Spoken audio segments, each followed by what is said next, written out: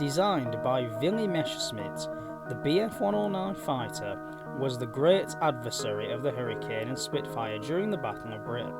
When it first flew in September 1935, the lightweight Bf-109 was probably the world's most advanced fighter aircraft, made entirely of metal, with a retractable undercarriage and an enclosed cockpit.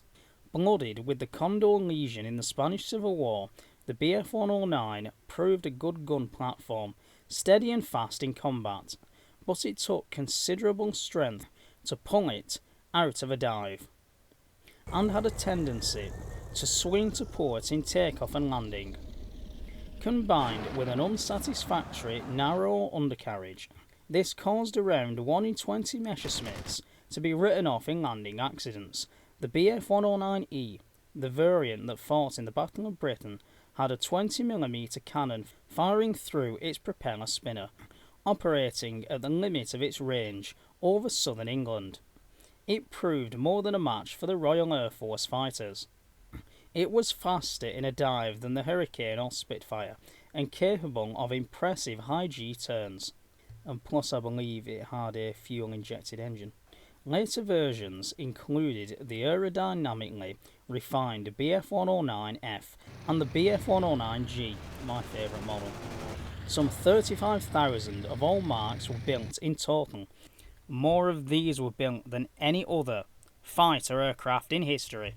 Stats: power plant 1,150 horsepower inverted liquid-cooled Daimler-Benz DB601A 12-cylinder liquid-cooled engine Bf-109 E4 model. Wingspan 32 feet 4.5 inches. Wing area 177 square feet. Length 28 feet 4 inches. Gross weight 5,523 pounds. Maximum speed 570 kilometers an hour at 3,800 meters, or 354 miles per hour at 12,460 feet.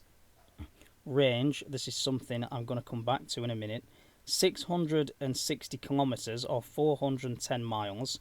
Accommodation 1 crew. First flight September 1935.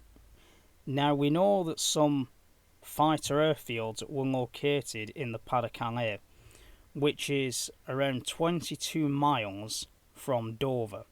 We know that other airfields were located in Belgium and around the Normandy side of the Channel.